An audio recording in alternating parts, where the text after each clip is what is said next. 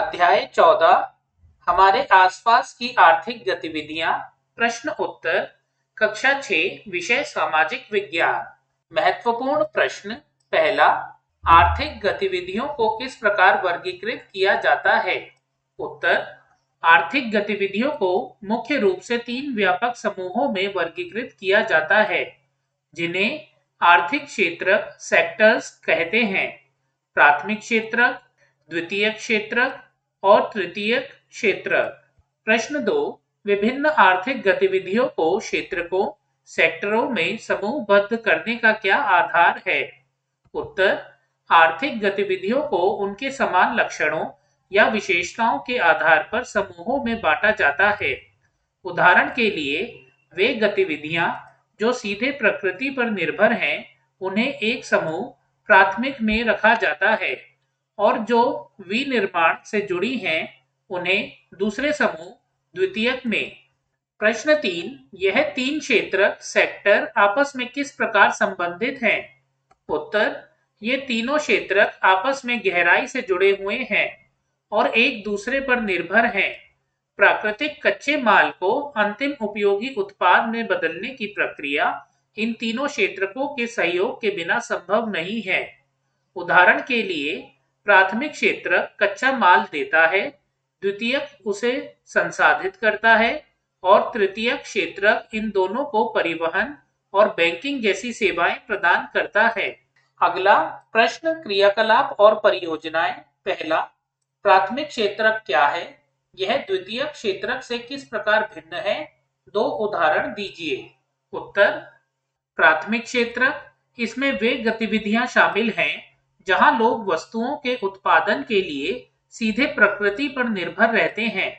अंतर, प्राथमिक क्षेत्रक में प्रकृति से सीधे कच्चे माल का निष्कर्षण होता है, जबकि द्वितीयक क्षेत्रक में प्राथमिक क्षेत्रक से प्राप्त वस्तुओं को रूपांतरित करके नई वस्तुएं बनाई जाती हैं। उदाहरण। पहला, खेती से अनाज उगाना प्राथमिक और उस अनाज से मिल में आटा बनाना द्वितीयक। दूसरा, जंगलों से लकड़ी इकट्ठा करना प्राथमिक और उस लकड़ी से फर्नीचर बनाना द्वितीयक। प्रश्न 2, द्वितीयक क्षेत्रक किस प्रकार से तृतीयक क्षेत्रक पर निर्भर है? उदाहरणों द्वारा समझाइए। उत्तर।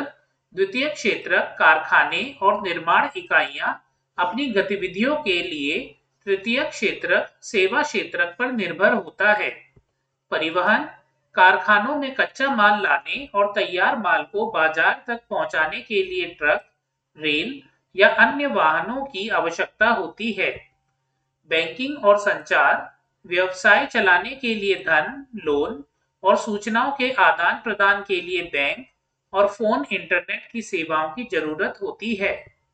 उदाहरण, एक कपड़ा मिल द्वितीयक, कपास मंगवाने और कपड़े बेचने के लिए ट्रक ड्राइवरों तृतीयक और भुगतान के लिए बैंकों तृतीयक पर निर्भर होती है। प्रश्न 3, प्राथमिक, द्वितीयक और तृतीयक क्षेत्रों के बीच परस्पर निर्भरता का एक उदाहरण दीजिए। इसको प्रवाह चित्र फ्लो चार्ट का प्रयोग करते हुए समझाइए। उत्तर। अमूल डेयरी सहकारी समिति इसका एक उत्कृष्ट उदाहरण है। प्राथमिक, किसान गायों से दूध प्राप्त करते हैं प्राकृतिक स्रोत। द्वितीयक, इस दूध को कारखानों में ले जाकर घी, पनीर, मक्खन और दूध पाउडर में बदला जाता है। तृतीयक, इन उत्पादों को ट्रकों के माध्यम से दुकानों और खुदरा विक्रेताओं तक पहुंचाया जाता है। प्रवाह चार्ट, फ्लो चार्ट, गायों से दूध निकालना प्राथमिक क्षेत्रक, डेयरी संयंत्र में पाश्चरीकरण और मक्खन बनाना द्वितीयक क्षेत्रक, ट्रक द्वारा दुकानों तक पहुंचाना और बेचना तृतीयक क्षेत्रक।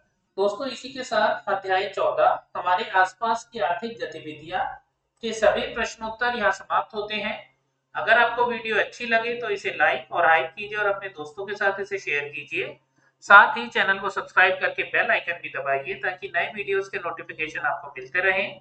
मिलते हैं नेक्स्ट वीडियो में। वीडियो देखने के लिए आपका धन्यवाद।